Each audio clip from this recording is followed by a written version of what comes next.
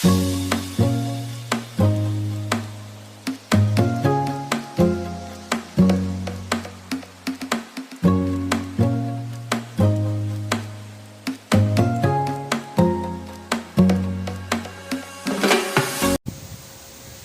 mga ka-aquatics, for today's video mag-aayos tayo nitong ating concrete fish pond.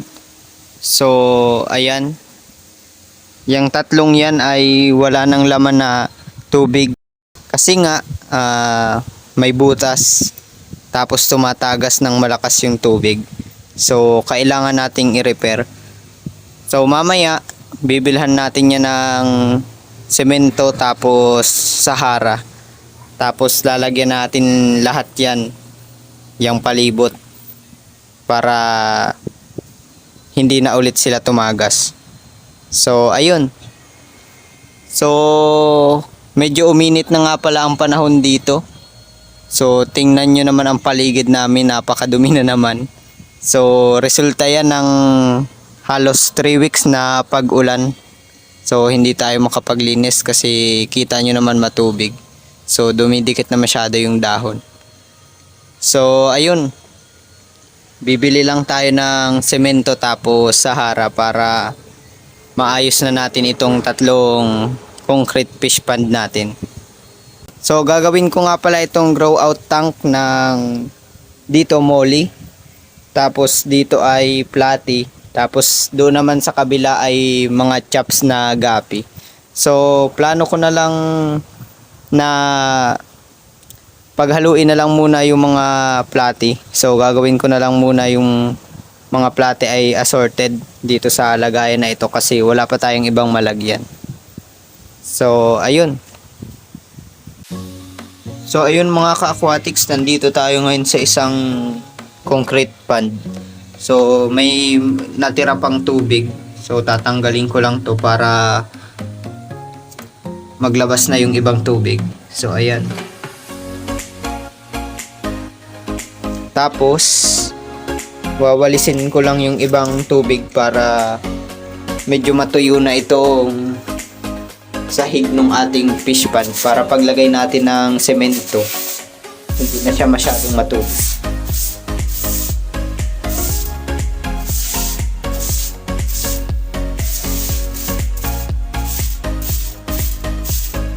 So pag gagawa nga pala kayo ng ganitong concrete fish pond mga ka-aquatics, dapat yung sahig nyo ay medyo pababa para yung tubig ay mabilis pumunta dun sa out nung concrete pond ninyo, para hindi kayo mahihirapan magpalit ng tubig or maglinis.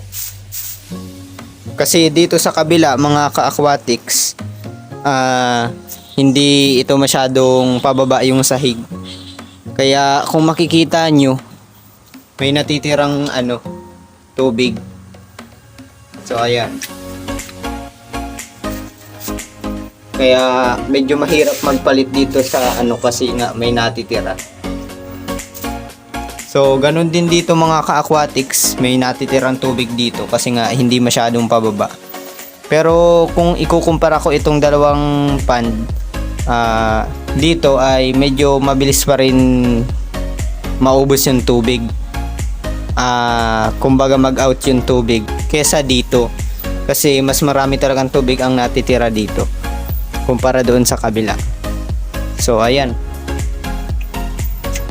So ito nga pala yung butas na sinasabi ko mga ka-aquatics, kaya hindi natin magamit itong pond na ito. So kung makikita nyo, napakalaki yung butas, tapos katabi dun sa out nung ating concrete fish pond. So lalagyan natin yan mamaya ng semento para hindi na yan tumagas. So ayun.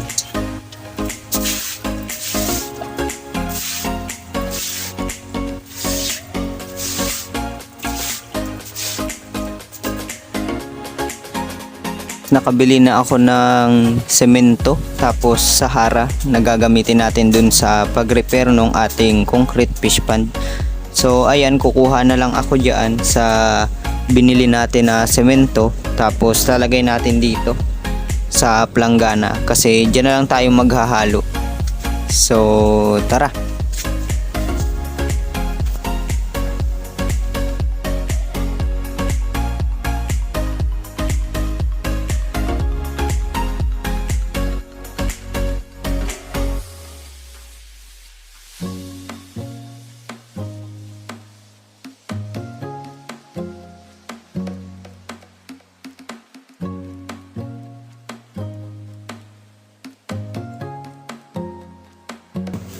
So ayun mga ka-aquatics, nalagyan ko na nung ating semento. So lalagyan natin itong Sahara. Ito ang gagamitin natin na waterproofing. So ayun.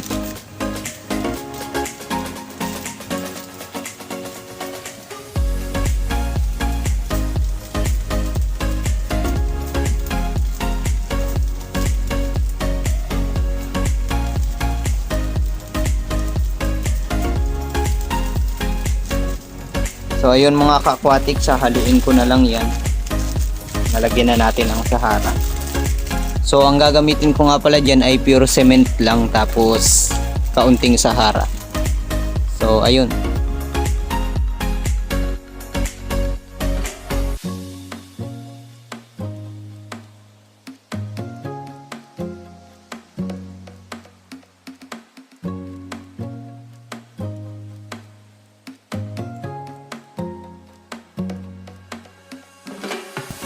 So ayun mga ka-aquatics, tapos ko nang haluin. So lalagyan na lang natin yan ng tubig.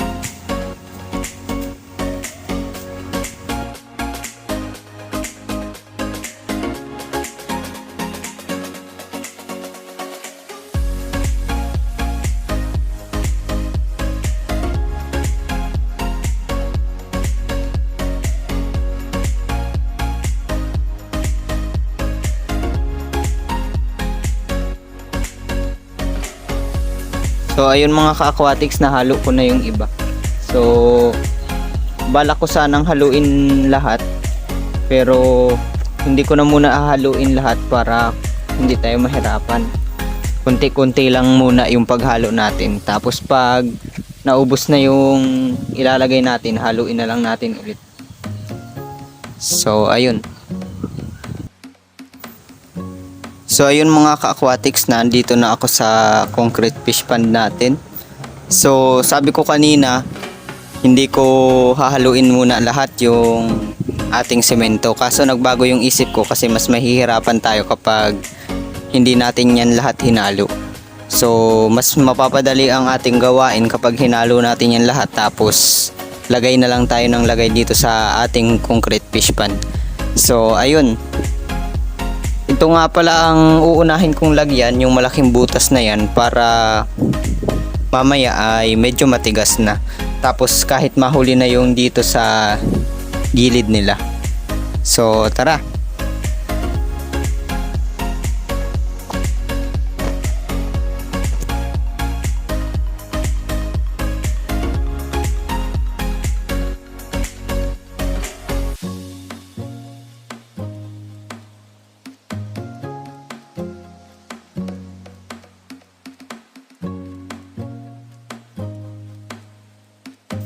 So ayun mga ka-aquatics, nalagyan ko na.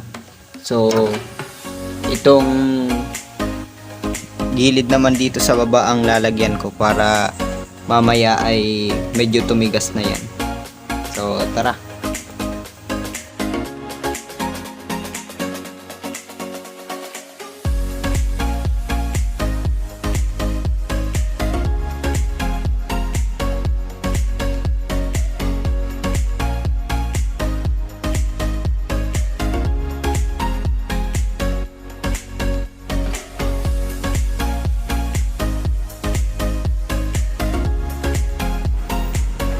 So ayun mga ka-aquatics, nalagyan ko na din yung gilid nung ating isang concrete fish pond. So ayan, malapit nang matapos.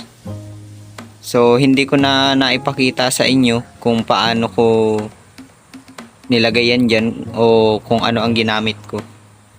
So kakaunti na yung natitira na lalagyan. So ipapakita ko sa inyo kung paano ako maglagay. So ayan na lang yung lalagyan ko. Tapos itong sa flooring ay ihuhuli na natin kapag hindi na talaga maulan, kasi ngayon biglang umuulan pa, kaya ang tendency niyan ay mababasa yung ating flooring, kaya matubig. So ayan, katulad niyan, medyo basa nga yung ating flooring gawa nung biglang ulan kanina, kaya hindi natin lalagyan pa ng semento itong flooring. Pero yung dito sa butas niya kanina, yung nilagyan natin, medyo okay man na. So papatigasin na lang. So ayun, tapusin na natin itong natitira dito.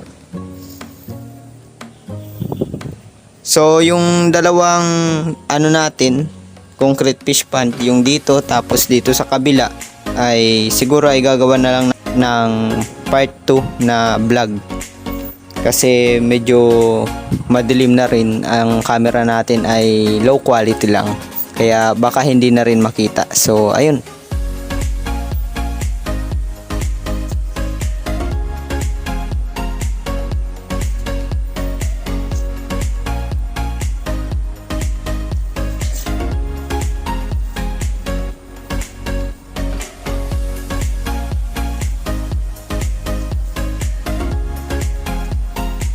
So ayun nga mga ka-aquatics, ito lang yung gamit natin, paintbrush, tapos yung semento natin. So pinapahid lang natin na ganyan. So hindi pa nga pala ito mga ka-aquatics as in tapos.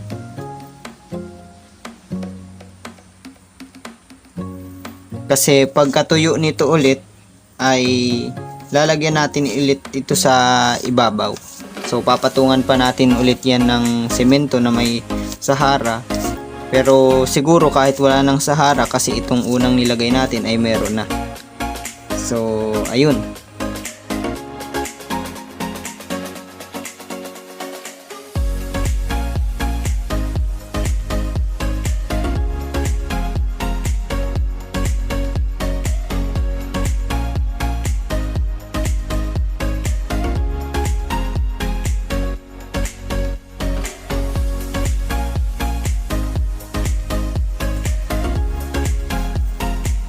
So ayun mga ka-aquatics, tapos ko nang lagyan ng semento yung gilid nila o yung pader. So ayan.